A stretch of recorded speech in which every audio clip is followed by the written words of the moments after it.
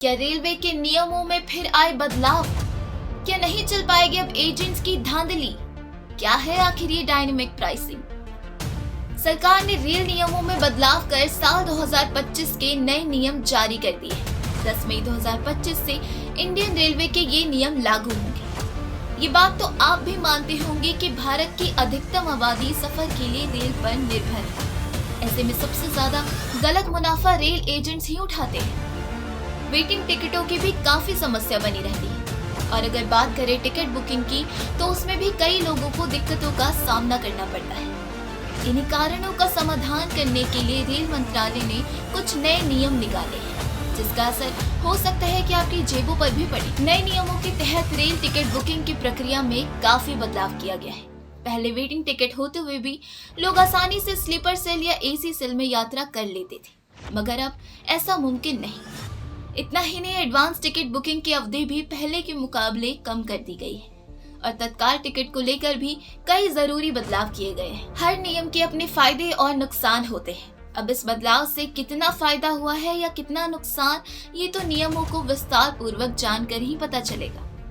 ध्यान से सुनिएगा, क्योंकि इन नियमों का जानना आपके लिए बेहद जरूरी है, ताकि आगे जाकर आपको कोई समस्या ना आए। अगर बात करें फायदे की, तो सबसे बड़ा फायदा ये है कि असली यात्रियों को टिकट मिलने की संभावना बढ़ेगी।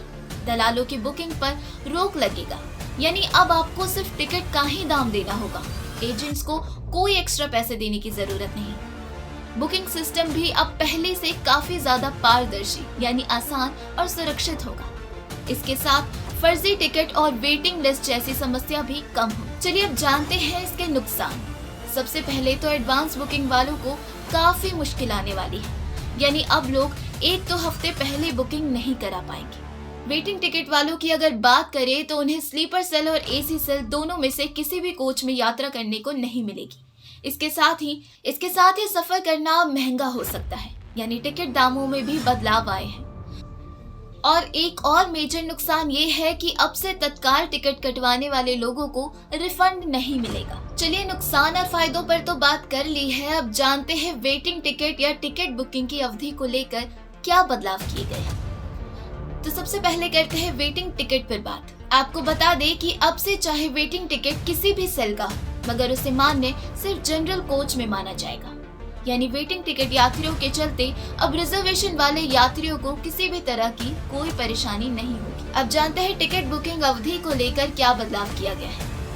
पहले एडवांस रिजर्वेशन पीरियड 120 दिन का हुआ करता था, यानी 120 दिन पहले यात्री टिकट बुक करवा सकते थे, मगर अब इसे घटाकर 60 से 90 दिन कर दिया गया है। यानी अब यात्री अपनी यात्रा से सिर्फ 60 से 90 दिन पहले ही बुकिंग करा पाएंगे।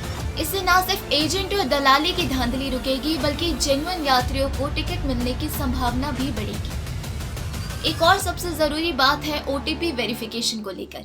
अब आप चाहे किसी भी जरिए से टिकट बुक करें, हर बार ओटीपी वेरिफिकेशन जरूर होगा। उस ओटीपी को डालने के बाद ही आप पेमेंट कर पाएंगे। इससे फ्रॉड बुकिंग के चांसेस ना के बराबर होंगे। तत्काल टिकट बुकिंग में बदलाव की बात करें तो अब आधार वेरिफिकेशन जरूरी हो गया है। इसके साथ ही तत्काल टिकट बुकिंग में अब डायनेमिक प्राइसिंग लागू कर दिया गया है, यानी अब से टिकट की कीमत मांग के हिसाब से घटेगी या बढ़ेगी।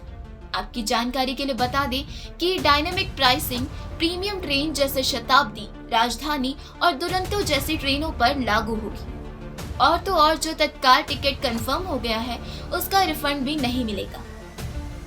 इतना ही नहीं, इसके साथ तत्काल टिकट बुकिंग के शुरू होने से 30 मिनट तक कम से कम एजेंट की बुकिंग कंप्लीटली बैन रहेगी, जिससे आम यात्रियों को टिकट बुक करने का मौका ज्यादा मिलेगा। एक और बात, अब से हर यूजर आईडी से एक टाइम पर सिर्फ एक ही टिकट बुक हो पाएगी।